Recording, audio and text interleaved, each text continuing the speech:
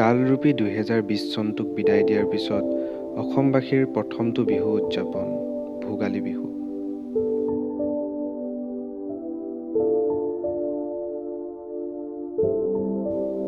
পুহ মাহৰ কুঁৱলীয়ে বাট ভেটি কৰিছে আমনি, একোকে নমনি। আজিৰ এই বিশেষ দিনটোত ডাৱৰৰ মাজে মাজে কুঁৱলীক ভেদি ঘৰমুৱা প্ৰকৃতি হৈ ময়ো ওলালোগৈ জয়পুৰৰ কমাৰ গাঁও।